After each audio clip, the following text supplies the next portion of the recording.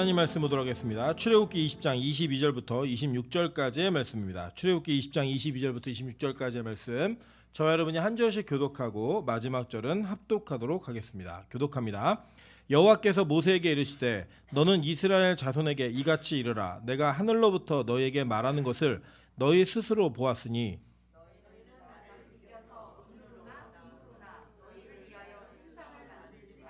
내게 토단을 쌓고 그 위에 내 양과 소로 내 번제와 화목제를 드리라. 내가 내 이름을 기념하게 하는 곳에서 내게 임하여 복을 주리라. 내가 내게 돌로 제단을 쌓거든 다듬은 돌로 쌓지 말라. 내가 정으로 그것을 쪼며 부정하게 하느니라. 합독합니다. 너는 층계로 내 제단에 오르지 말라. 내 하체가 그 위에 드러날까 함이니라. 아멘.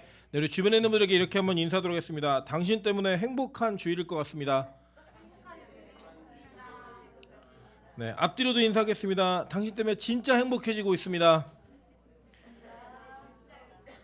네, 이렇게 얼굴 볼 때마다 행복한 교회가 되기를 소망합니다. 그러한 은혜가 우리 교회 안에 가득하면 우리 교회에 더 많은 영혼들을 맡기시고 또 우리 영혼도 훨씬 더 건강해질 거라고 생각합니다. 네, 오늘은 출애굽기 76번째 강의 시간입니다. 20장 22절부터 26절까지 말씀을 가지고 벽돌 말고 산돌이라는 제목으로 하나님 말씀 증거하도록 하겠습니다. 우리 이 전체적인 흐름을 좀 보시면 오늘 이 장면 속에 우리가 여러분이 읽으신 장면은 제단에 관련된 법인데 전체적 흐름 속에 이 내용이 왜 이곳에 위치해야 하는지를 우리는 정확하게 알 수 있다고 생각합니다. 잘 보시면 20장은 첫 출발이 십계명에 관련된 이야기였습니다. 그죠? 십계명에 관련된 이야기였고 또 이 십계명이 끝나고 나면 18절부터 21절까지는 두려워 떨고 있는 백성에게 두려워하지 말라라고 이야기하면서 그 두려움에 사로잡힌 자들에게 또 다른 두려움인 경외감으로 하나님을 두려워하라고 말하면서 율법 자체를 두려워하지 말라라고 이야기하고 있는 그 내용들을 바라보게 됩니다. 그러고 난 다음에 이 22절부터 26절까지의 내용은 바로 제단에 관련된 법인데 이 제단은 뭐냐면 여러분이 잘 알고 계시는 성막 안에 그리고 성전 안에 번제물을 태우던 제물을 태워드리던 그 제단이 바로 이 제단입니다.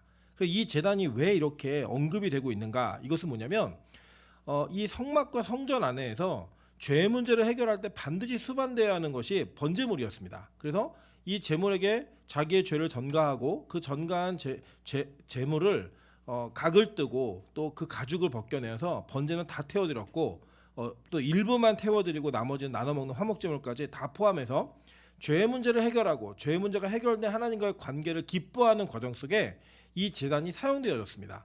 근데 이 제단이 사용되어지는데 이 내용을 잘 읽어보시면 하나님이 이렇게 말씀하셨어요. 내가 하늘로부터 너에게 말하는 것을 너희가 스스로 보았다. 그 두려움과 경외함과 하나님을 찬양해야 됨이 마땅함이 너에게 보여졌다. 그러니까 너희들은 나를 은이나 금으로 비겨서 신상을 만들어 섬기려고 하지 말아라. 그거는 나에게 의미 없는 것이다 라고 말씀하십니다. 그러면서 이야기하는 게 뭐냐면 내게 토단을 쌓고 그러니까 흙으로 단을 쌓고 내 위에 내 양과 내 소로 내 번제와 화목제를 드리라. 내가 내 이름을 기념하게 하는 모든 곳에서 내게 임하여 복을 주리라 라고 말씀하십니다. 그러고 난 다음에 정확하게 말씀하시는 내용이 뭐냐면 25절입니다. 내가 내게 돌로 제단을 쌓거든 다듬을 돌로 쌓지 말라. 내가 정으로 그것을 쪼면 부정하게 함이니라 라고 얘기합니다. 그러니까 이 제단을 쌓을 때 그 재료가 돌인데 그 돌로 쌓는 제단이 절대로 쪼아서 다듬은 돌이 되지 않게 하고 그냥 자연석 그대로를 쓰라고 얘기하는 겁니다. 이게 뭐냐면 이제 영어로는 여러분 잘 아시는 선교사님의 이름 중에 리빙스톤이라는 분이 계십니다. 아시죠? 예, 살아있는 돌. 그게 뭐냐면 다듬지 않은 돌을 이야기하는 겁니다. 이 살아있는 돌이라고 하는 이 산돌이 과연 왜 이렇게 제단에 쓰여져야만 했고 그 쓰여진 제단이 무슨 의미가 있길래 우리에게 지금까지도 이 살아있는 돌이라고 하는 이름까지 선교사의 이름이 되어지고 또 저와 여러분이 지금까지 왜 그 이름을 붙들어야 하는지 다시 한번 살펴보시면서 복음의 진리가 이 제단 속에 담겨져 있는 것들을 다시 한번 깨닫는 은혜가 있기를 주님으로 축원합니다. 자, 먼저는 이 다듬은 돌로 쌓지 말라라고 얘기하는 것은 어떤 걸 의미하는 거냐면 그 반대를 의미하면 이 살아있는 돌, 그 다듬지 않은 돌의 반대말은 만들어진 돌이에요. 그죠? 다듬은 돌. 그 중에 성경은 출애굽기는 이 다듬은 돌을 정확하고 분명하게 소개합니다. 그게 뭐냐면 바로 벽돌이었습니다. 여러분 이 이스라엘 백성들이 출애굽하기 이전에 그들이 애굽 땅에서 주되게 했던 노역이 뭐였냐면 바로 벽돌을 빚는 일이었어요. 자, 그 내용이 원래 그 근원은 어디 있나 한번 살펴보도록 할게요. 창세기 11장 1절부터 4절입니다. 온 땅의 언어가 하나여 말이 하나였더라. 이에 그들이 동방으로 옮기다가 신할 평지를 만나 거기 거류하며 서로 말하되 자 벽돌을 만들어 견고히 굽자하고 이에 벽돌로 돌을 대신하여 역청으로 진흙을 대신하고 또 말하되 자 성읍과 탑을 건설하여 그 탑 꼭대기를 하늘에 닿게 하여 우리 이름을 내고 온 지면에 흩어짐을 면하자 하였더니 라고 얘기합니다. 그러니까 인류가 최초로 돌을 버리고 벽돌을 만든, 그러니까 다듬은 돌을 만든, 빚은 돌을 만든 그 내용이 바로 바벨탑에 쓰여 있는 내용입니다. 유대 철학자인 필로는 이 내용을 해석해주고 주석을 달면서 이 당시에 그 벽돌에다가 자기 이름들을 다 넣었다라는 거예요. 건축 무엇을 했는지. 실제로 이 신할 평지가 이라크 지역이거든요. 이라크 지역에 가면 지구라트라고 하는 그 바벨탑과 같은 이 유적들이 남아 있습니다. 그 남아 있는 유적들을 보면 그 들어가는 입구에 누가 이것을 건축하게 됐고 소유주가 누구인지를 돌에 새겨진 이름들로 증명하는 것들을 우리가 발견하게 됩니다. 고고학적으로도. 실제로 이 벽돌의 문화는 어떤 문화냐면 하나님의 은혜를 저버리고 하나님의 약속을 믿지 않고 자기의 힘으로 무언가를 건축하고 그 건축한 것을 통하여 하나님께서 혹시 심판하시더라도 피하자라고 하는 그 의도, 그러니까 즉 자기의 가지고 있는 인본의 힘으로 하나님의 신본의 힘을 넘고자 하는 시도가 그 안에 담겨져 있는 내용이더라는 거예요. 여러분 아시겠지만 이 바벨탑 사건은 노아의 홍수 언약, 그 무지개 언약 이후에 일어난 사건입니다. 이 10장이 무지개 언약이잖아요. 무지개 언약이 뭐였어요? 내가 이제 다시는 물로는 너희를 심판하지 않겠다예요. 그러니까 이 백성들이 그걸 못 믿은 거예요. 못 믿는 내용은 어디서 근거냐면 어차피 우리는 또 죄를 질 거기 때문에 하나님 반드시 우리를 심판할 거다. 근데 이 하나님이 약속한 언약대로 우리를 분명히 지키지 않고 물로 심판하지 않고 또 물로 홍수로 우리를 심판할 거니까 이 성과 탑을 쌓아서 홍수가 나더라도 죽지 않는 그 재앙으로부터 건짐을 받는 일을 스스로 이루어내자라고 하는 자기의 구원을 위한 시도가 바벨탑을 쌓는 일이었고 그 시도 속에 자기의 이름을 남겼다는 겁니다. 그리고 그렇게 이 세상의 문화는 하나님을 대적하는 문화는 벽돌 쌓는 문화로 계속 이어져 내려옵니다. 볼게요. 출애굽기 1장 14절입니다. 어려운 노동으로 그들의 생활을 괴롭게 하니 곧 흙 이기기와 벽돌 굽기와 농사의 여러 가지 일이라 그 시키는 일이 모두 엄하였더라 라고 얘기합니다. 자, 원래 이 이스라엘 백성들은 하나님의 백성들이었는데 하나님은 일정 기간 동안 400년 동안을 하나님께서 이방 땅에 계기되게 하신다고 이야기하시면서 자기의 백성을 누구에게 맡기셨냐면 애굽 땅에 바로에게 맡기신 거예요. 맡기신 것은 하나님이 의탁했다 이런 이야기가 아니고 하나님이 그 과정을 거쳐야지만 반드시 하나님의 백성이 될 수 있기 때문에 그 과정을 허락하신 거예요. 그래서 그들이 애굽 땅에 있을 때 애굽은 세상의 문화를 이렇게 상징하는 대표로서 우리에게 주어진 내용임을 여러분 아시는 것처럼 그 세상의 문화를 상징하는 바로가 이 하나님의 백성들이 시킨 게 뭐냐면 벽돌 구우라는 거예요. 벽돌을 구워서 그걸 만들어내라 라고 얘기했고 그 시키는 일 자체가 엄하였더라. 굉장히 고통이 있고 힘든 일이었다라고 성경은 우리에게 증언합니다. 실제로 이것이 이루어지지 않았을 때 이 바로의 군대들이 이스라엘 백성에게 어떤 대우를 했나 한번 보도록 할게요. 출애굽기 5장 14절입니다. 바로의 감독들이 자기들이 세운 바 이스라엘 자손의 기록원들을 때리며 이르되 너희가 어찌하여 이제와 오늘에 만드는 벽돌의 수요를 전과 같이 채우지 아니하였느냐 하니라 라고 얘기합니다. 그러니까 이게 모세와 아론이 바로를 찾아가서 야 우리 나가서 예배드리고 올게 그랬더니 야 얘네 게을러가지고 지금 쓸데없는 걸 하려고 하니까 노역을 더 힘들게 만들어라 라고 얘기하면서 지푸라기를 주지 않고 너네 벽돌 구워 얘기한 거예요. 그러니까 그 수량을 못 맞추니까 못 맞춘 그 수량을 조사하고 모으는 기록원들을 바로의 군대가 어떻게 했어요? 때렸대요. 때리면서 만들어 와. 왜 이거 못 만들어? 이거 얘기한 거예요. 여러분 이 세상의 문화가 바로 그런 문화라는 겁니다. 이 땅의 세상의 문화는 자기의 힘과 자기의 능력을 최선을 다해서 무언가 결과를 산출해내고 그것을 만들어내는 것을 위대하다라고 이야기하고 그 위대함을 가지지 못한 자들을 무시하고 경멸하고 때로는 그것으로 인해 학대를 하는 게 바로 이 세상의 문화입니다. 그래서 여러분 다 아시잖아요. 공부를 열심히 하면 좋은 대학에 갈 수 있고 좋은 대학에 가면 그만큼 자기가 일할 수 있는 기회를 많이 얻을 수 있습니다. 그래서 세상은 학벌이라고 하는 그걸 가지고 이 땅의 사람들을 줄 세워서 누가 더 대단한 사람이고 누가 더 열등한 사람인지를 결정하는 잣대로 씁니다.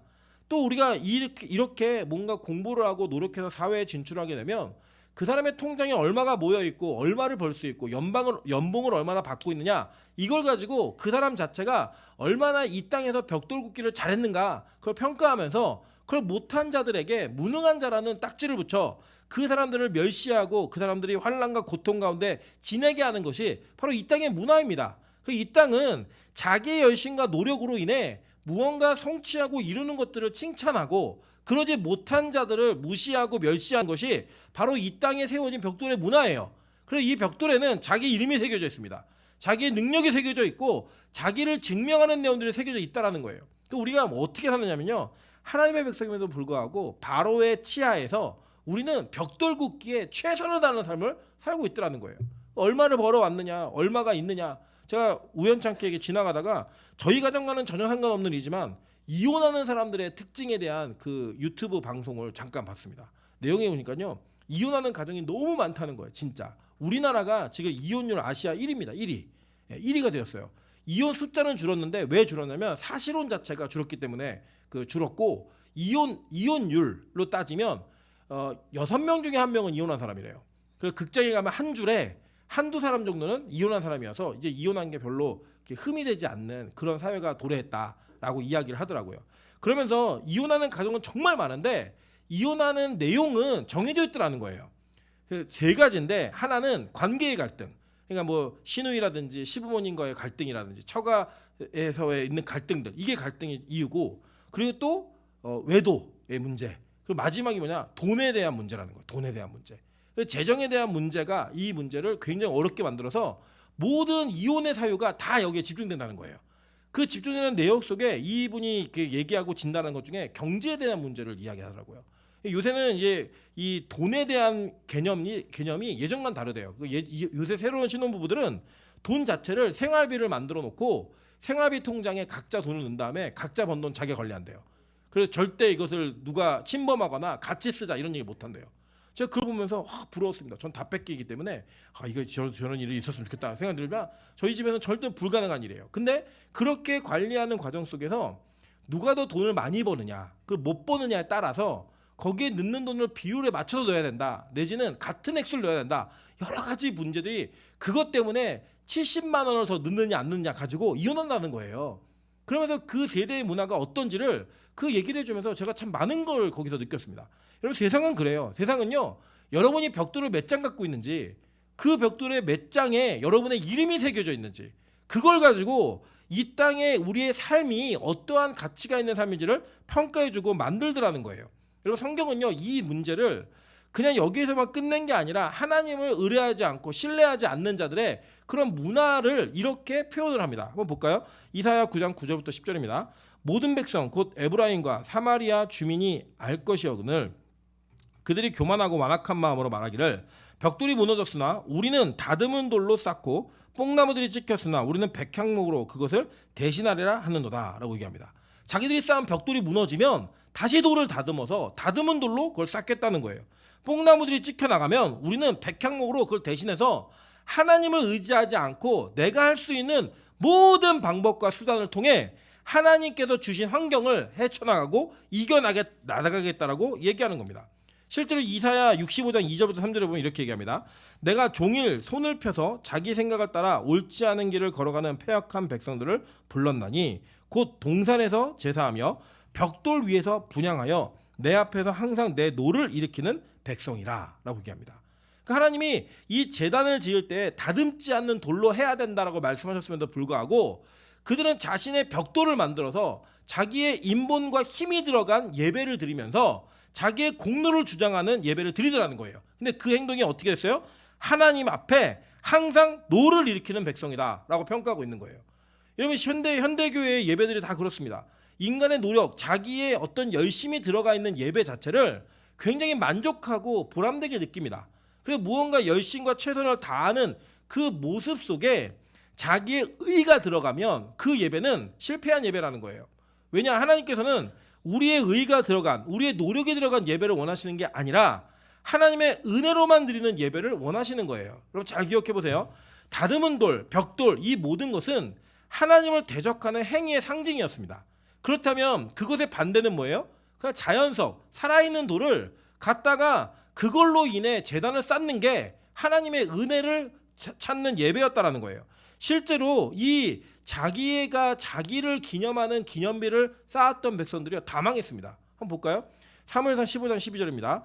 사무엘이 사울을 만나려고 아침에 일찍 일어났더니 어떤 사람이 사무엘에게 말하 이르되 사울이 갈멜에 이르러 자기를 위하여 기념비를 세우고 발길을 돌려 길갈로 내려왔다 하는지라 라고 얘기합니다. 그리고 이게 뭐예요? 비를 세운다는 건 다듬는 돌이죠. 그 다듬는 돌에 뭘 새긴 거예요? 자기 이름을 새긴 거예요. 자기를 위한 기념비를 새긴 게 그게 누구예요? 사울이었어요. 사울은 어떻게 했으면 망했죠. 사무엘하 18장 18절 보겠습니다. 압살롬이 살았을 때 자기를 위하여 한 비석을 마련하여 세웠으니 이는 그가 자기 이름을 전할 아들이 내게 없다고 말하였음이더라. 그러므로 자기 이름을 기념하여 그 비석에 이름을 붙였으며 그 비석이 왕의 골짜기에 있고 이제까지 그것을 압살롬의 기념비라 일컫더라 라고 얘기합니다. 뭐 했어요? 다듬은 돌에다가 자기 이름을 새겼죠. 그러니까 이 바벨탑을 쌓았던 사람들의 행위가 계속 반복적으로 내려오면서 하나님의 백성이 아닌 자들, 선택받지 못한 자들이 어떤 행위 속에 살아가는가 이것을 분명히 이야기하는 거예요. 아모스 5장 11절로 이걸 경고하고 있습니다. 너희가 힘없는 자를 밟고 그에게서 미래 부당한 세를 거두었은즉 너희가 비록 다듬은 돌로 집을 지었으나 거기 거주하지 못할 것이요 아름다운 포도원을 가꾸었으나 그 포도주를 마시지 못하리라.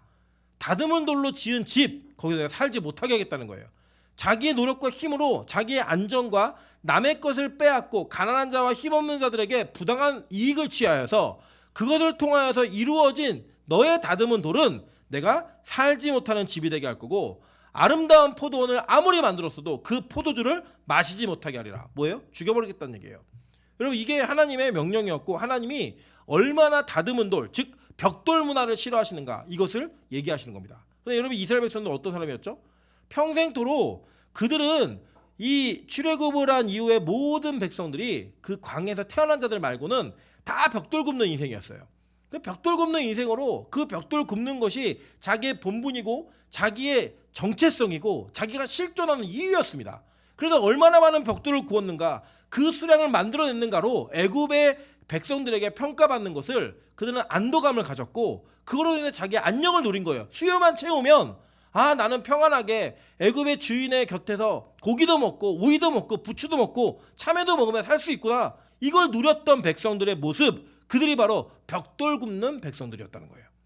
그리고 그들이 이제 하나님 앞에 부르심을 받아 하나님의 사람이 되는 과정 속에서 하나님은 그들은 더 이상 하나님의 법, 즉 애굽의 법이 아니라 하나님의 법에 적용받는 하나님 나라의 백성으로 삼으셨어요. 그죠? 그렇게 삼아서 그들의 신분이 바뀌었을 때 이제는 그들이 예전처럼 벽돌을 굽는 인생이 아니라 하나님의 산돌을 가지고 제단을 쌓는 인생으로 하나님이 그들을 부르셨다라는 거예요. 근데 여러분 아주 놀랍고 재미있는 사실 하나 있습니다. 뭐냐면 여기 십계명을 주셨잖아요. 우리는 이제 십계명을 받는 장면, 듣는 장면으로만 나오는데 다른 성경들과 종합해서 보면 하나님께서 이 십계명을 말씀하신 이후에 하나님이 그 십계명을 기록하셨습니다. 기록하셨는데 어떤 돌에 기록했는지 한번 보도록 할게요. 출애굽기 24장 12절입니다.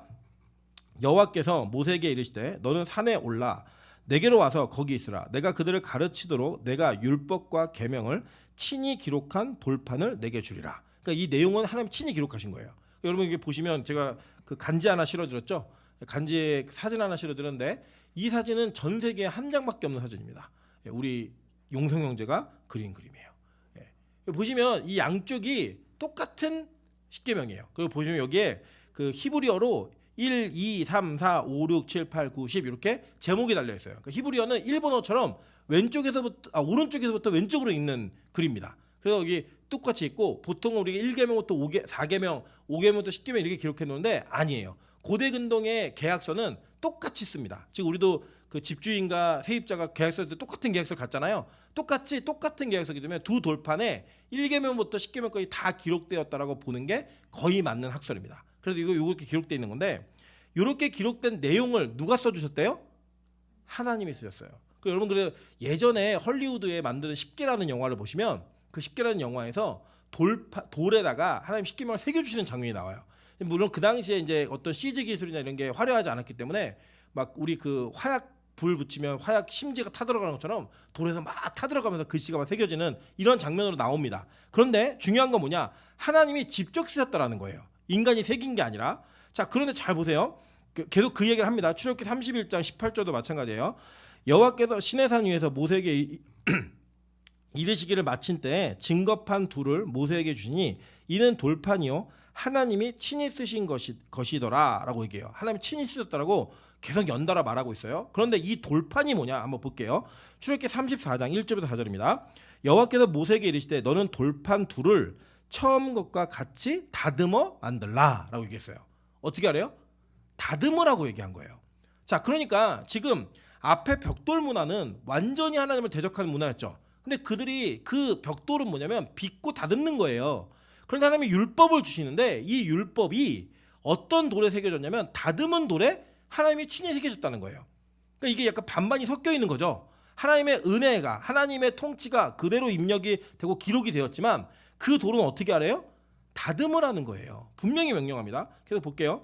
내가 깨뜨린 처음 판에 있던 말을 내가 그 판에 쓰리니 아침까지 준비하고 아침에 시내산에 올라와 산 꼭대기에서 내게 보이되 아무도 너와 함께 오르지 말며 온 산에 아무도 나타나지 못하게 하고 양과 소도 산 앞에서 먹지 못하게 하라. 모세가 돌판 둘을 처음 것 같이 깎아 만들고 아침에 일찍 일어나 그 두 돌판을 손에 들고 여호와의 명령대로 시내산에 올라가니라고 얘기해요. 자, 그러니까 이게 분명하죠. 첫 번째 돌판이 깨져요. 왜 깨지냐면 금송아지를 가지고 우상숭배하고 있던 자들을 보고 야, 이 돌판에 기록된 대로 적용되면 다 죽겠다.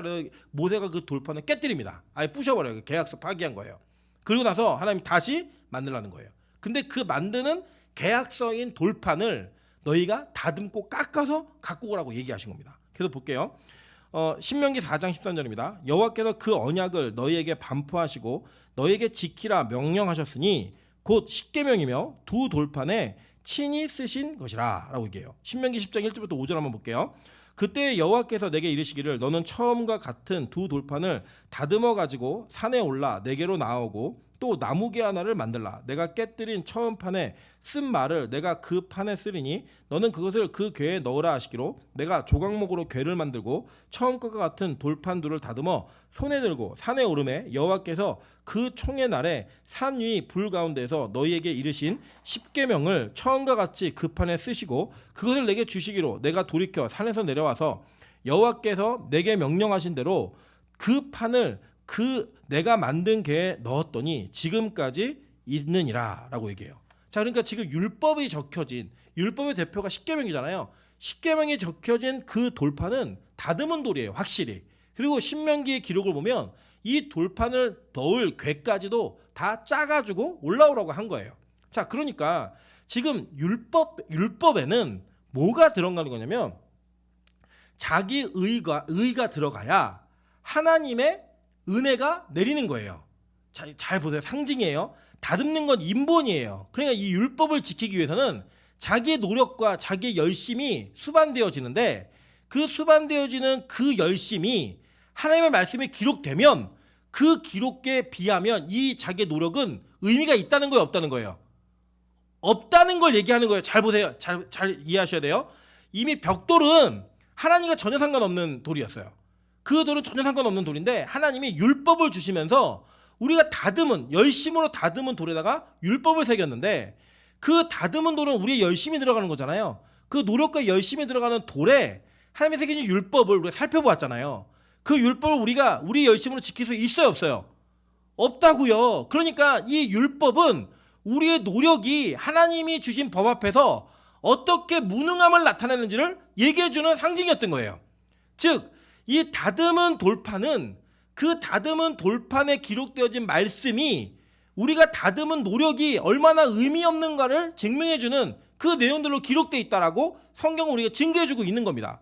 그러니까 이 돌판의 기능은 뭐냐면 니들이 아무리 열심히 노력을 하고 뭘 만들어내도 내가 친히 기록한 말을 지켜낼 수 없어 라고 하는 우리의 한계, 우리의 열심의 노력의 끝이 무엇인지를 보여주고 있는 너무나 명확한 사건이라는 거예요. 여러분, 그래서요, 우리의 인본과 노력으로 하나님 앞에 온전하게 예배할 수 없습니다. 근데 이 땅은요, 그걸 좋아해요. 우리의 뭔가 노력과 열심, 규율을 가지고 만들어내서 그것을 수행하는 것들을 우리는 되게 기뻐합니다. 이루는 것을. 예를 들면 그럼 뭐가 있냐면 이런 거예요. 뭐 객은 열심히 안 빠지고 드리는 예배, 그게 여러분의 의로 드리고, 야 내가 얼마나 열심히 예배 드리는 줄 알아? 내가 얼마나 열심히 기도하는 줄 알아? 내가 얼마나 열심히 이 예배를 준비했는지 알아? 라고 하는 그 여러분의 열심이 여러분을 만족시킬 때 누리는 기쁨이 있어요. 그래서 여러분 되게 신기한 게 뭐냐면 율법주의적으로 목회를 하면요 성도가 늘어요. 율법주의적으로 목회를 하잖아요. 성도의 만족도가 올라가요. 그러니까 이런 겁니다. 예를 들어 교회를 만드는 거예요. 여러분 빛과 소금 교회는 무조건 9시 50분까지 11시 50분까지 예배를 와야 됩니다. 1분이라도 늦으면 이 예배는 실패한 거고, 이 예배를 드리기 위해서 여러분 최선을 다하세요. 그러면 여러분이 그걸 위해 노력을 할 겁니다. 그리고 막 노력해서 이룬 사람들 박수 쳐주고, 이루지 못한 사람들은 당신들은 예배는 실패한 사람이다 라고 얘기를 하면서 핍박을 하고 막 고통을 주잖아요. 그럼요 문화가 뭐가 생기냐면 우리 교회는 예배 10분 전에 반드시 와야 되는 교회야. 그러다 보면 어떤 사람이 드러나냐, 자신이 없는 자들이 교회에서 자기 시작하는 거예요. 그러면 이 사람들은 그 자는 열심으로 인해 그것이 이루어졌다라는 그 성취감이 있죠. 그러면서 사람들이 뭐라 하냐면 아 대단해, 예배 안 늦으려고 교회에서 잠까지 자, 이러면서 그 사람들을 칭찬하고 그런 문화를 닮아가기 위해서 노력을 합니다. 그런데 어떤 문화가 형성되느냐, 무조건 우리 교회는 토요일날 이 교회에서 자야지만 온전한 예배를 드릴 수 있는 교회, 이런 교회가 돼버리는 거예요. 그러면 여러분 그 열심으로 무언가 성취하고 노력을 하잖아요. 그러면 되게 기쁨이 있어요.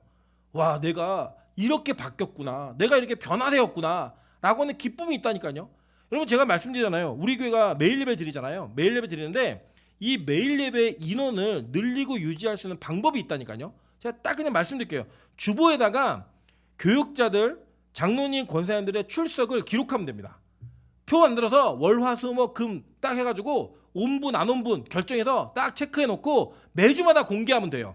그리고 그것을 잘 하신 분들에게는, 마지막 다 채운 분들에게는 큰 상을 드리고, 못 채운 분들은 또 핍박하고 또 그렇게 하잖아요. 그러면 교회를 떠나든지 그 시스템에 적응하든지 둘 중에 하나 반드시 합니다. 근데 그게 문화가 되잖아요.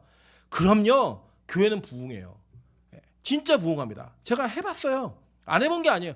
청년들에게 어떻게 하면 성도가 되냐면요, 각 뭐 리더들을 세워요. 간사들을 세워요. 그리고 공개적으로 이 주보에다가 각 마을과 팀이 어떻게 출석을 하고 있는지를 다 오픈합니다.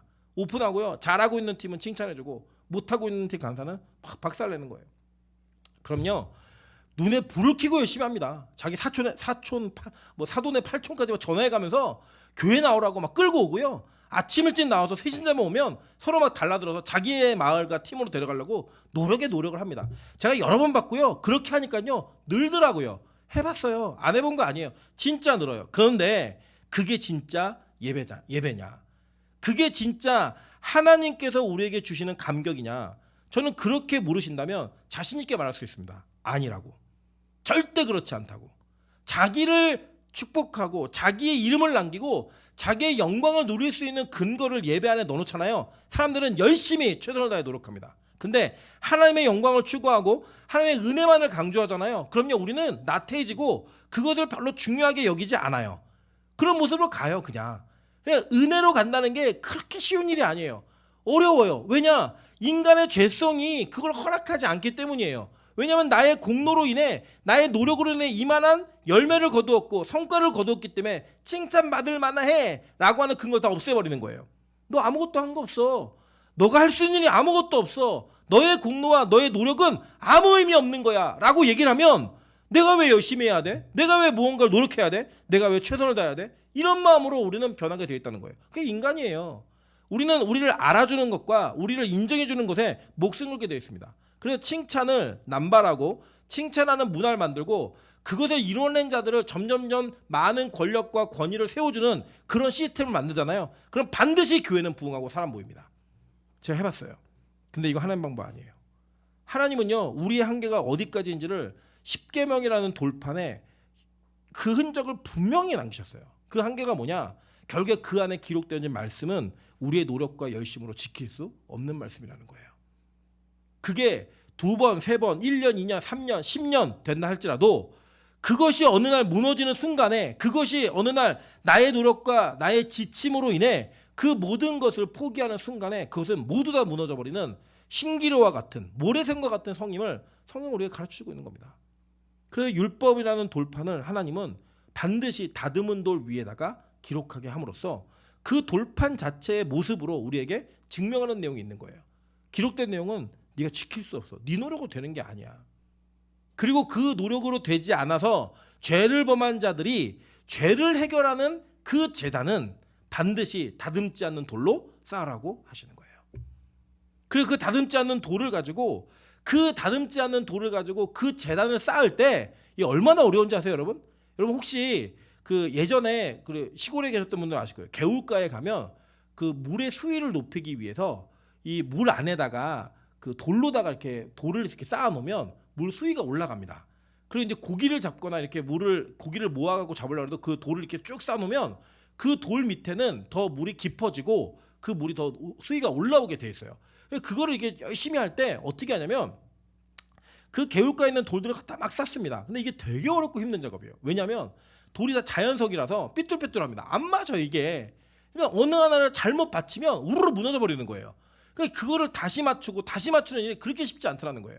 실제로 그 천안에 가면 성경 풍물박물관이라는 곳이 있습니다. 근데 거기가 이제 저를 가르치셨던 교수님께서 그 거기에 이제 관여를 하셨는데 실제로 그 제단을 다듬지 않는 돌로 쌓는데 포크레인 한 대와 인부 2명이 3일을 쌓았대요. 자꾸 무너지니까. 근데 그냥 살아있는 돌, 그러니까 그냥 라이브인 돌을 가져다가 그 네모 반듯한 그 제단을 만드는 게 그렇게 쉬운 일이 아니더라는 거예요. 그럼 포크레인 한 대가 얼마나 많은 일을 하는지 아시죠? 옛날에 무한도전이라는 프로그램에서 포크레인 한 대하고 8명이 시합을 벌였는데 게임도 안 됩니다. 그런데 그 포크레인으로 파는 그 일을 하는 작업을 하는 그 내용이 개인 인부들이 달려들어서 했던 시대, 옛날에 없었잖아요. 고대에는. 이게 얼마나 힘든 작업인데 그 힘든 작업 속에 거기에 실제로 남아지는 모든 것은, 그러니까 노력은 남는 게 아니잖아요. 노력은 보이지 않잖아요. 남아지는 모든 것은 하나님이 창조하신 그대로의 모습이라는 거예요. 즉 하나님의 은혜만이 남는 그런 모습으로 제단을 쌓고 거기서 예배를 드려야 죄의 문제가 해결된다는 거예요. 그래서 다듬은 돌판과 다듬지 않는 제단이 이렇게 붙어가지고 우리에게 주어지고 있는 거예요. 왜 다듬지 않는 돌이어야 되느냐? 그 다듬지 않는 돌에는 우리 인본이 들어간 게 아니라 하나님의 신본만이 들어가 있기 때문이에요. 그래서 얘기하는 겁니다. 신명기 27장 5절부터 6절입니다. 또 거기서 내 하나님 여호와를 위하여 제단 곧 돌단을 쌓되 그곳에 쇠 연장을 대지 말지니라. 너는 다듬지 않은 돌로 내 하나님 여호와의 제단을 쌓고 그 위에 내 하나님 여호와께 번제를 드릴 것이며 라고 얘기하죠. 다듬지 않은 돌을 쌓고 그 위에 번제를 드리라는 거예요. 번제는 무슨 예배였죠? 자기의 죄를 위해서 다 하나님께 태워드리는 온전한 하나님께만 드리는 예배. 그게 바로 번제였다는 거예요. 여러분, 그래도 교회의 예배는 인본, 자기의 노력, 자기의 수고, 자기의 열심이 드러나는 예배는 다 실패한 예배입니다. 그거는 실패할 수밖에 없는 예배예요. 그럼 어떤 예배가 성공하는 예배냐? 다른 게 아니라 하나님의 영광과 은혜만이 드러나는 그 예배가 진짜 하나님께서 주시는 은혜의 예배이고 그게 바로 하나님께서 받으시는 예배라는 거예요. 그래서 여러분 그 고백을 하는 겁니다. 여기에 여러분의 힘으로 나온 것 같지만 여러분 은혜 가운데 이곳에 나올 수 있었던 거고 여기서 예배 드리는 것이 여러분의 열심 같지만 하나님의 은혜 때문에 드리고 있는 예배인 거예요. 그리고 사람들이 얘기하더라고요. 저한테 어떻게 그렇게 매일 예배를 드리냐고 힘든데. 아니에요. 저는요 여기 저희 안에도 있지만 저는 원래 죽어야 되는 사람입니다. 죽었던 사람이에요. 하나님이 저를 은혜로 살려주셨기 때문에 저에게는 제가 살아가는 이유와 존재의 목적이 하나님의 은혜에 있기 때문에 저는 이 예배를 은혜로 드리고 있습니다. 가끔씩 인간의 한계가 있기 때문에 귀찮고 힘들 때도 있지만 그것보다도 저를 통치하고 지배하는 힘은 뭐냐면 하나님의 산돌이신 그 산돌의 예배가 저에게 있기 때문에 저는 이 예배가 힘들지 않아요. 기뻐요. 즐거워요. 이 자체가 저에게는 너무 행복이고 기쁨이 되어 있습니다. 왜요? 저는 하나님께서 주시는 은혜가 저를 이끌고 있다는 것을 제 자신을 통해 확인하기 때문이에요. 제 열심으로 이거 못한다니까요. 제가 며칠 전 금요일인가 설교도 말씀드렸잖아요. 저는 매일 예배가 드리기 싫어 도망간 사람이에요. 매일 예배가 드리기 싫어서 하나님 내가 일반 교회에서 열심히 할 테니까 매일 예배만 드리지 않게 해달라고 그렇게 사역을 했던 사람이에요. 그래서 그 열심을 가지고도 칭찬 많이 받았는데 그건 제 열심이었다니까요. 그 열심히 해놓고 죄 짓고 그 열심히 해놓고 무너지고 그 열심히 해놓고 내 자랑을 했던 그 모습 속에 하나님이 다 무너뜨리고 아무것도 남기지 않은 상태에서 하나님이 산돌로 제단을 쌓게 하셨어요. 그 제단을 쌓는 과정은 어려웠지만 그 쌓고 난 그 이후의 예배는 저는 하나님만을 드러내는 예배를 드리는 예배자가 되고 싶습니다. 우리 교회가 그런 예배를 드리는 교회가 되어야 된다는 거예요. 실제로 이 모세의 그 율법을 통해 받은 내용과 계시를 여호수아가 이어가요. 여호수아 8장 30절부터 32절입니다.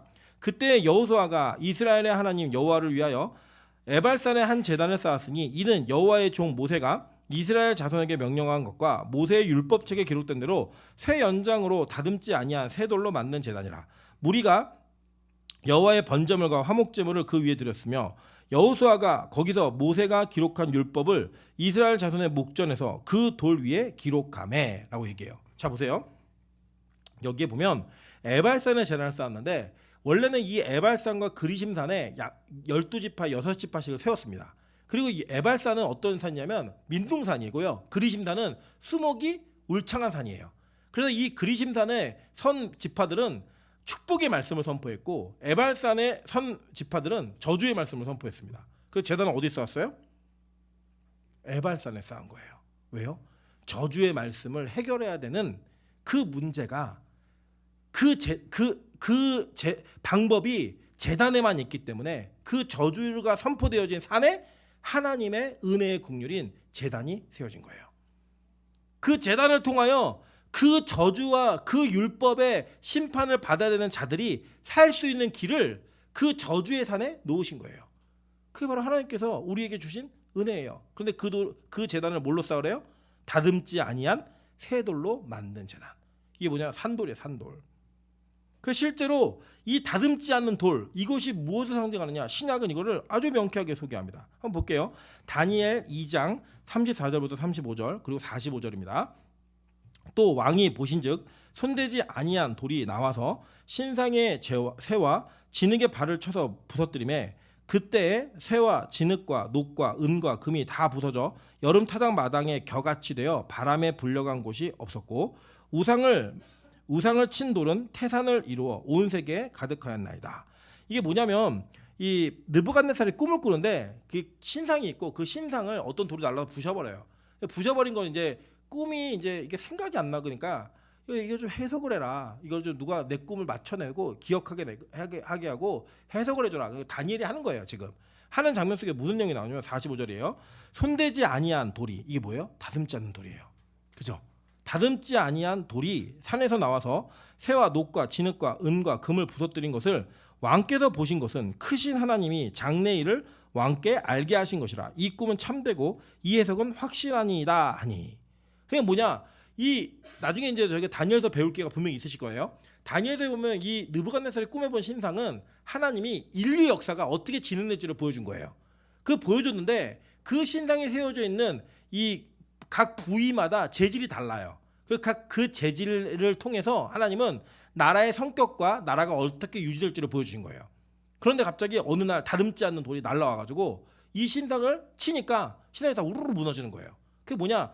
산돌이 날라와서 이걸 부숴버리고 그 산돌로 인해서 하나님의 나라가 이루어진다라는 계시를 다니엘이 느부갓네살의 꿈을 통해 보는 거예요. 그 느부갓네살이 이 얘기했더니 맞아, 내가 그 꿈 꿨어. 우리 꿈꾸고 기억 안 나는 게 있잖아요. 근데 그 꿈이 기억이 나면서 그 모든 일이 해결되더라는 거예요. 그래서 성경은 이 다듬지 않는 돌이 예수 그리스도로 오신다라는 예표를 보여주고 있어요. 여러분, 그래서 이 그림 한번 보이시죠? 이 그림도 대한민국 전 세계에 단 하나밖에 없습니다. 이것은 우리 최은식 형제가 그린 그림이에요. 네. 자, 이 그림은 뭐냐면 요단강을 건너고 있는 이스라엘 백성들의 모습을 그린 그림입니다. 여기 보면은 사실은 훨씬 더 많았을 거예요, 백성들은. 그런데 여러분이 잘 알아보시기 위해서 이렇게 작게 그렸지만 중간에 요단강 중간에 누가 있냐면 벗개를 들고 있는 제사장들이 있습니다. 보이시죠? 그리고 그 뒷면에 보면 돌이 12개가 있어요. 보이세요? 이 돌이 무슨 돌이냐면 하나님이 두 가지 명령하셨어요. 하나는 뭐냐? 너희들이 건너갈 때에 이 강바닥에 있는 그 돌을 12개를 가지고 나오라고 얘기하셨어요. 첫 번째는. 그 두 번째는 이 밖에 있는 돌을 가지고 들어가서 12지파가 제사장이 서 있던 자리에 12지파가 이것을 건넜다라고 하는 상징을 거기다가 세우라고 얘기했습니다. 그래서 이거 세운 거예요, 지금. 이 돌이 무슨 돌이냐? 다듬지 않는 돌이에요. 그냥 갖고 온 거예요. 가서 꼽아놓은 거예요. 기념하는 거로. 즉, 이 돌로 인해서 갈라진 물을 이 이스라엘 백성들이 건너는 이 장면을 보여주는 거예요. 누누이 하나님은 이 땅에 예수 그리스도가 오실 때 어떻게 오시는가를 설명할 때 이 돌, 반석으로 살아있는 돌로 우리에게 예수를 소개하고 있습니다. 한번 볼까요? 이사야 28장 16절입니다. 그러므로 주 여호와께서 이같이 이르시되 보라 내가 한 돌을 시온에 두어 기초를 삼았노니 곧 시험한 돌이요 귀하고 견고한 기초돌이라. 그것을 믿는 이는 다급하게 되지 아니하리로다라고 얘기했어요. 이거를 또 시편 기자가 그대로 받아요. 시편 118편 22절부터 23절입니다. 자, 건축자가 버린 돌이 집 모퉁이의 머릿돌이 되었나니 이는 여호와께서 행하신 것이요 우리 눈에 기이한 바로다라고 얘기합니다. 자, 보세요. 이게 머릿돌, 모퉁이돌 이게 무슨 말이냐면 기초돌 얘기하는 게 무슨 말이냐면 고대에는 건축 기술이 발달되지 않았기 때문에 건축물을 지을 때 네 모서리를 이렇게 기준되는 돌을 세우는 거예요. 그러니까 이 돌을 세우는 거에 따라서 그 건물의 규모, 그 건물이 어떻게 견고하게 지어질지 이런 모든 게 다 결정이 되는 겁니다. 자, 근데 이 돌은 근데 어떤 돌로 만들어야 되냐면 건축자들의 입장에서는 다듬은 돌로 크게 다듬어야지만 건축물을 제대로 지을 수가 있는 거예요. 그래서 여기에 건축자들이 볼 때 예수라는 돌은 다듬지 않은 돌이니까 쓸 수가 없는 돌이에요. 그래서 이걸 버린 거예요, 이 돌을. 쓸모 없으니까. 노력도 안 들어가고 다듬지도 않았는데 이걸 어떻게 기초돌로 써? 이거 어떻게 모퉁이돌로 써? 버린 거예요.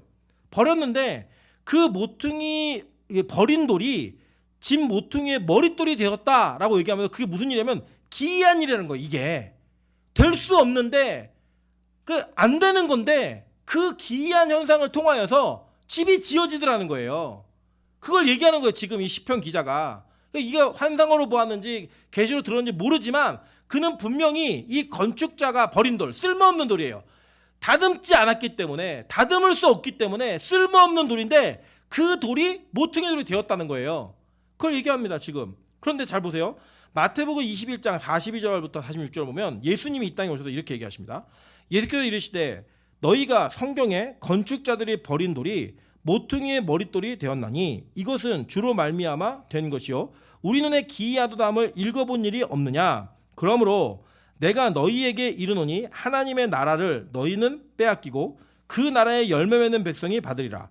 이 돌 위에 떨어지는 자는 깨지겠고 이 돌이 사람 위에 떨어지면 그를 가루로 만들어 흩으리라 하시니 대제사장들과 바리새인들이 예수의 비유를 듣고 자기들을 가리켜 말씀하심인 줄을 알고 잡고자 하나 무리를 무서워하니 이는 그들이 예수를 선지자로 알미었더라 라고 얘기해요.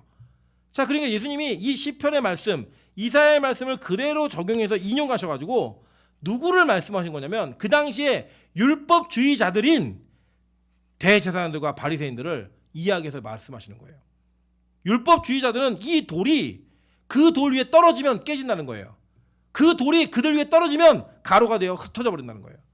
뭐냐면 자기의 노력과 열심, 자기의 최선이 인정받지 못하는 그 자기의 의가 강조되어지는 예배를 드렸던 그들에게는 예수라고 하는 다듬지 않은 돌은 볼품이 없고 자기들에게 의미가 없는 돌인 거예요.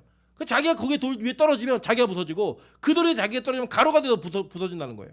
여러분, 실제로 우리가 지금 여러분이 드리고 있는 예배를, 여러분이 드리고 있는 예배에 관련된 모든 행위를 만약에 여러분의 열심과 노력 때문에 이루고 있다라고 생각해서 내가 이 교회에 꼭 필요한 사람이고 나 없으면 안 돌아가고 내가 모든 걸 결정해야 되고 나의 의가 드러나야지만 여러분이 그 예배가 의미 있다고 생각하시면 여러분은 바리새인들과 대제사장들과 똑같이 그 돌 위에 떨어지면 죽거나 그 돌이 떨어져서 부서지는 그런 예배를 드리고 있는 사람들이라고 성경 우리가 증거하는 겁니다. 바리새인들은 이거 알아들었다니까요. 우리는 다듬은 돌로 예배를 드리고 있고 돌을 잘 다듬어서 우리의 힘과 우리의 노력으로 무언가 이루고 싶은데 하나님은 그걸 인정하지 않는 거예요. 그게 아무 의미 없다고 얘기하는 거예요. 오히려 다듬지 않은 돌을 가지고 나만이 나타나고 나만이 남을 수 있게 예배를 드리라는 거예요.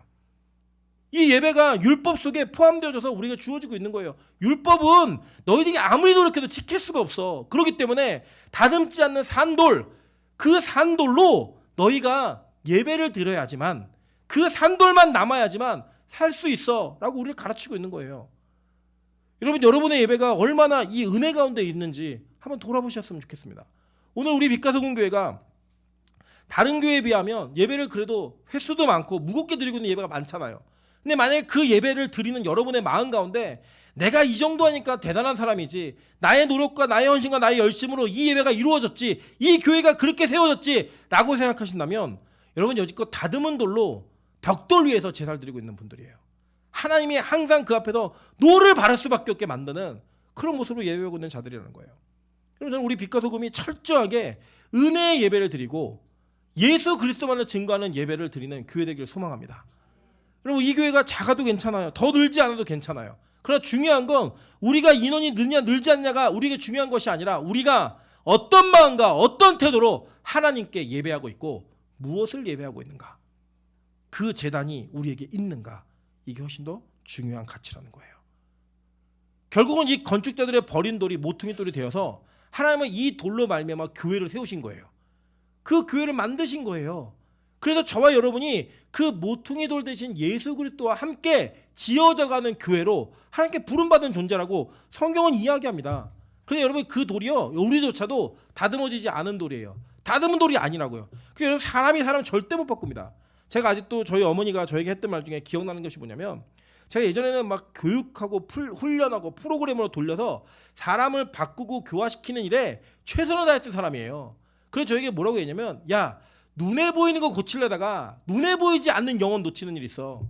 제가 그 말이 그때 뭔지 몰랐어요. 저는 젊었고 급했기 때문에 제가 빨리 무언가 목회를 하면서 성과적으로 눈에 보이는 것이 보여질 때 되게 기뻤어요. 그게 아, 저 사람이 변하고 있구나, 바뀌고 있구나. 그랬던 제가 어떤 마음이었냐면, 저는 다급한 사람이었던 거예요. 제 열심이 있으니까 내가 열심을 다해서 노력하고 수고한 만큼의 아웃풋이 나와야 되니까, 결과물이 나와야 되니까 왜 안 변해? 왜 너 바뀌지 않아? 라고 하는 그 질책과 정죄를 수도 없이 날렸던 사람이에요. 왜요? 예수를 믿는 사람이 아니었어요. 저의 능력을 믿는 사람이었고, 내 말이, 내 힘이, 내가 가지고 있는 생각이 사람을 바꾼다고 믿었기 때문에 그걸 했어요. 하나님이요, 제가 떠나온 사역지와 저를 만났던 제자들의 모습을 통해 하나님이 저의 그 노력과 수고가 얼마나 부질없는 짓인지를 하나님 그 여실없이 증명하셨어요. 저는 예수의 제자를 만든 게 아니라 임철의 제자를 만들었고, 저는 그리스도의 제자를 만든 게 아니라 목사의 제자를 만들었어요. 그랬더니요, 그들이 다 인본주의적 관점으로 다 떠나더라고요. 다 무너지더라고요. 저 이제 다시는 그런 목회 안 합니다. 제가 빛과 소금교회 오면서 하나님 눈치만 보겠다고 얘기한 거는 이거예요. 여러분을 무시한다는 얘기가 아니라 하나님의 방법으로만 하겠다는 거예요. 하나님의 방법으로만 가고 싶어요. 끝까지. 그걸 위해서 우리 모두가 한 마음이 되어야 되는 거예요. 왜요? 이 교회가 그 예배를 드려야 살 수 있기 때문에, 그 예배만이 하나님 받으시는 예배이기 때문에. 그래서 우리는 보배로운 거룩한 산돌인 그 예수 그리스도를 따라 그렇게 지어져가는 백성들임을 성경은 얘기하고 있는 겁니다. 그래서 베드로가 우리에게 이렇게 권면합니다. 베드로전서 2장 4절부터 8절입니다. 사람에게는 버림받았으나 하나님께는 택하심을 입은 보배로운 산돌이신 예수께 나아가 너희도 산돌같이 신령한 집으로 세워지고, 이게 산돌들이에요. 원래 원어를 보면 복수예요. 여기는 산돌들같이 신령한 집으로 세워지고 라고 얘기해요. 이게 뭐냐, 여러분 다 리빙스톤인 거예요. 살아있는 돌. 하나님의 그 택하심과 하나님의 계획과 하나님의 성취, 그 모습대로 지어진. 여러분 잘 보세요. 우리가 냇가에 가서 돌을 잡으면 그 돌을 누가 다듬었어요? 아니잖아요. 하나님이 그렇게 지으신 거예요. 하나님의 자신의 방법대로 다듬으신 돌이에요. 인간이 다듬은 돌이 아니라. 그런데 우리는 인간이 다듬고 인간의 노력이 들어간 돌 자체를 더 귀히 여긴다니까요. 그래서 여러분, 그래서 수석하는 분들 있잖아요. 돌 주로 다니는 분들 있잖아요. 그런 분들이 대단한 분들이에요. 하나님의 원리를 아는 분들이에요. 우리는 조각한 돌을 더 귀히 여긴다니까요. 누군가 유명한 자가 조각한 돌, 그게 얼마짜리다, 그 조각품이 얼마나 위대한 가치가 있다, 이런 얘기를 하잖아요. 근데 성경 그렇게 얘기 안 하는 거예요. 하나님은 보배로운 산돌이신 예수와 함께 지어지는 산돌들이신 여러분을 하나님은 사랑하고 축복하시고 위대하게 보시는 거예요. 그 돌로만 예배할 때 그 예배를 받으시는 거예요. 그래서 여러분은 하나님이 만드시지 사람이 만드는 게 아니에요. 내 자식도, 우리 부모도, 부모가 자식을 대할 때도, 스승이 제자를 대할 때에도 절대 우리 인간은 인간의 힘으로 사람을 바꾸거나 만들어낼 수 없어요. 성경은 그게 옳지 않다라고 이야기해요. 그래서 여러분, 우리가 누군가를 바라보고 누군가를 이해할 때 하나님께서 그를 만드실 관점으로 봐야 되는 거예요.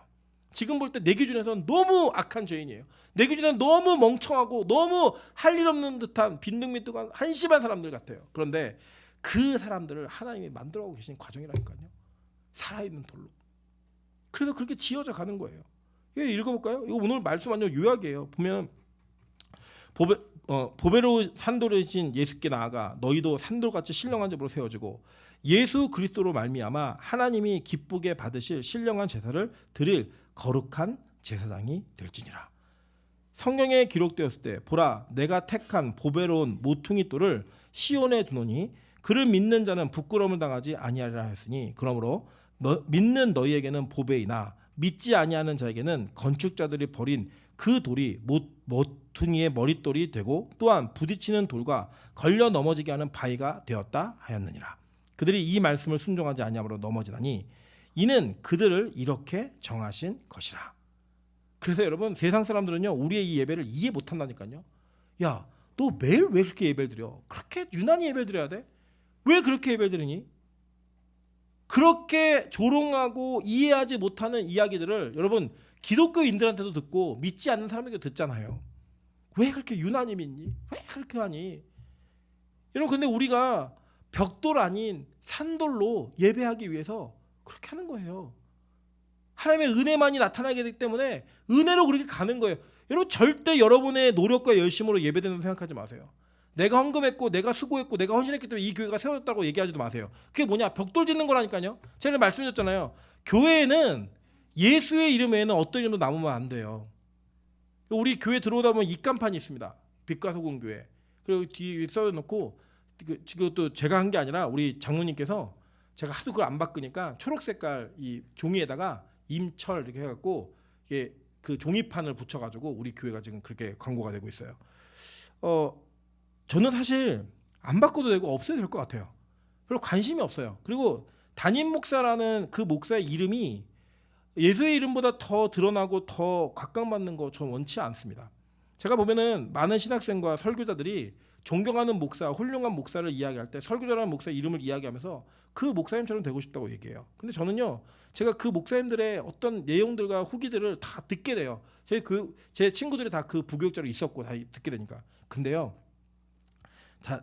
제가 결론을 내려드리면 다 먼 산이 보기 좋습니다. 다 먼 산이 보기 좋은 거예요. 제가 저희 사택이 이 교회에서 멀리 있는 게 너무 감사해요. 가까이 있었으면 여러분 저를 더 인정 못 하셨을 거예요. 그런데 저 멀리 있는 게 감사해요. 그냥 멀리 있으니까 덜 보고 덜 이게 욕을 덜 하실 수 있는 거예요. 저는 그렇게 믿어요. 마찬가지예요. 저도 여기 가까이 살았으면 저 장로님 권사님도 욕 더 많이 했을 것 같아요. 멀리 있다 보니까 그냥 먼 산이 보기 좋은 거예요. 인간은 다 그런 존재예요. 그래서 우리가 아무리 열심히 다듬어도 우리는 우리 스스로를 증명하고 우리 스스로를 인정받게 만들 만한 능력이 없는 자들이에요. 그걸 인정하는 거예요, 그냥. 그리고 그럼 어떻게 예배드리냐? 있는 그대로 나오세요. 하나님을 만드시는 그대로 오시라고요. 하나님이 여러분을 다듬고 만드셔서 산돌, 리빙스톤이 되게 만드심으로 말미암아 저와 여러분이 하나님 앞에 보배로운 돌이 되게 하신다니까요.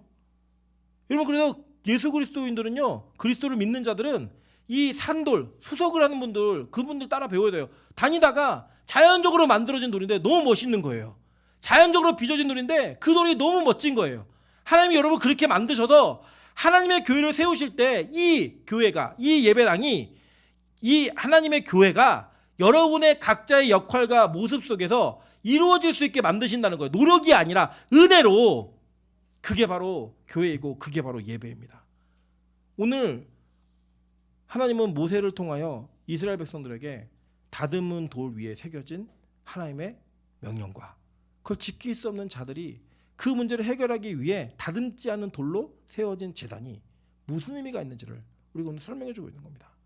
여러분 저는 우리가 벽돌 말고 산돌로 사는 인생 되기를 소망합니다. 여러분 그동안 많은 벽돌을 쌓으셨잖아요.